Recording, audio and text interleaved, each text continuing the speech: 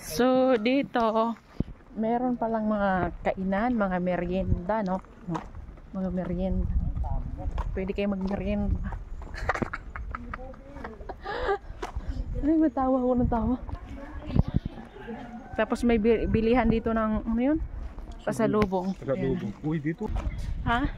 Wala ako souvenir. Sticker. Ah, sticker. Oo.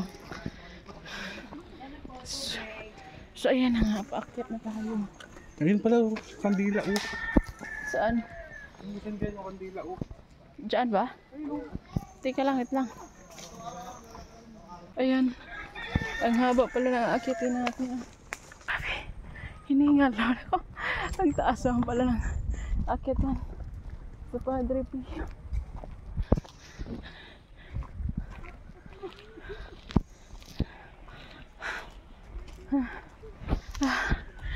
Teka lang.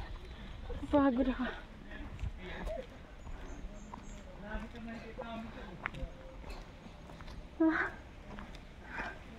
Ayan. So, hingal-hingal tayo. Ayan. Oh, sarap na kami. So, halata talagang wala na akong exercise kasi ano, hingal na ako dun. Grabe.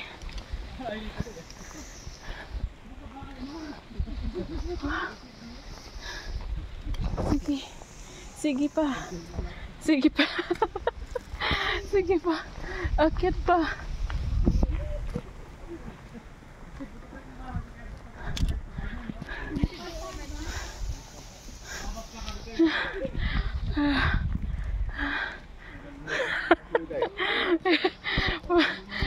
Hirap na yung mga saging ang bibenta. Ano? Sa mga gate.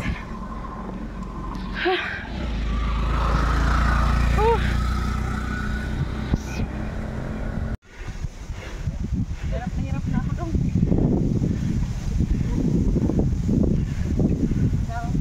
Ang tagot, tamang ano talaga. Palestine siya. Tamang minutes.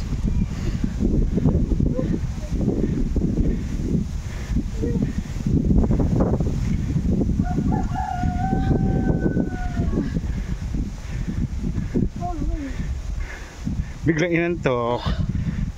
Masarap kasi ang hangin. Kaya inantok ako. Malapit na. Mauna kaya ako. Tama na, doon na lang ulit mamaya pag ano na. Kaya mahaba na, relax boy.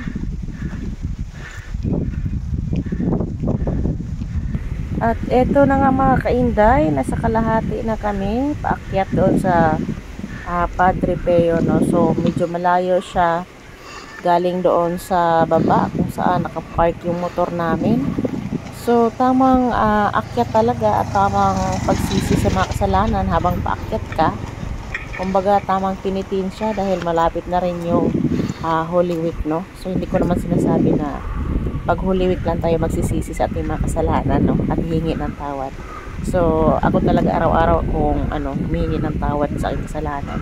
So ito na nga mga kainday, andito na tayo sa dapat mga kainday, dito tayo dadaan sa entrance na yun. Sierra Madre. So Sierra Madre yan. Part ng DRT.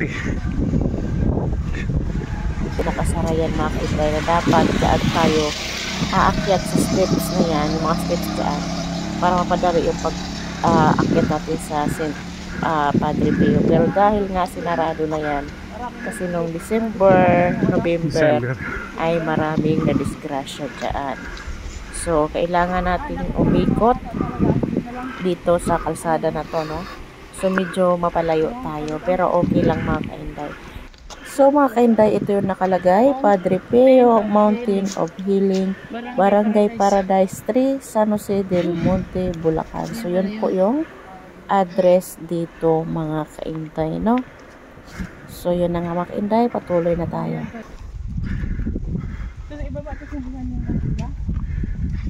May yata dyan.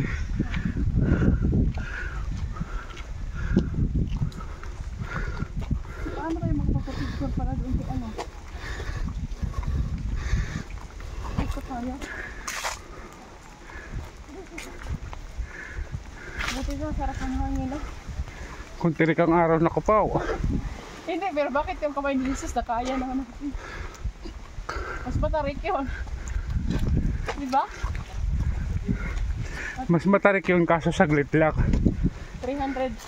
Ito, matarik na mahaba.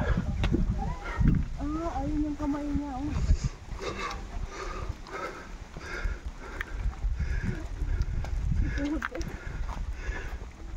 Ito, shortcut dito para kami.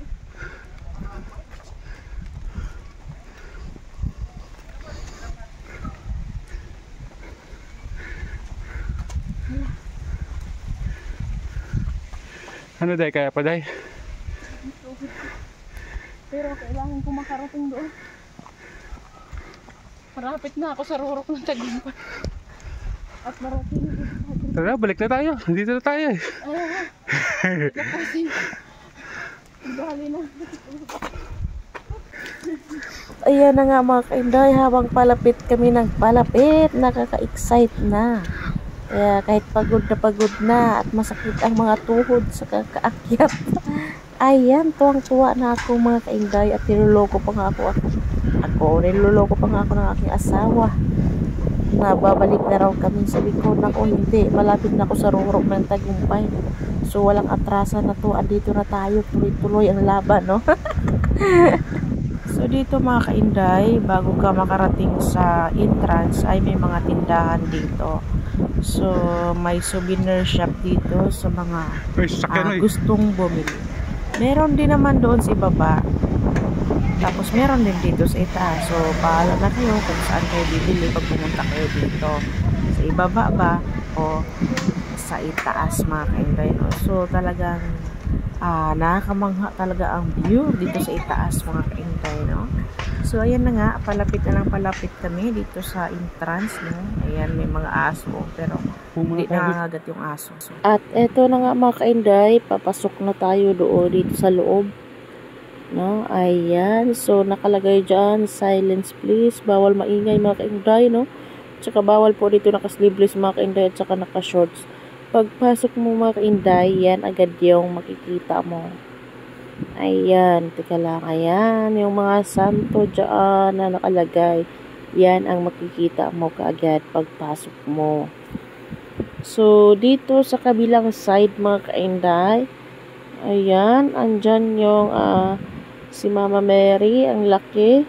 Tapos dyan kayo magsindi ng candle mga kainday, no? Diyan kayo magsindi ng mga kandila nyo. So ako pala ay nakabili na ako ng kandila doon si baba. So ayan, nagsindi na ako mga kainday. At eto pala yung kabuoang view sa ibaba. Kung mapansin nyo, grabe, ang ganda talaga. Overlooking view talaga mga kainday, no? Napakaganda talaga ng pwesto ni Padre Pio mga kainday. So sa wakas mga kainday, narating ko na ito. Isa din ito sa mga pinapangarap kong lugar na mapuntahan, no? Yung St. Padre Pio, no? Sa San Jose del Monte po ito mga kainday. So ayan yung kamay. Ayan, silence please nakalagay. So bawal pala pumatong dyan sa dalawang kamay mga kainday kasi huli po yung kamay na yan, yung dalawa. So bawal siya akyatan. Pero pwedeng magpa-picture.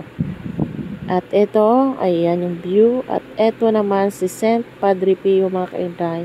Ayan, ang taas po niya. Ayan. Napakataas.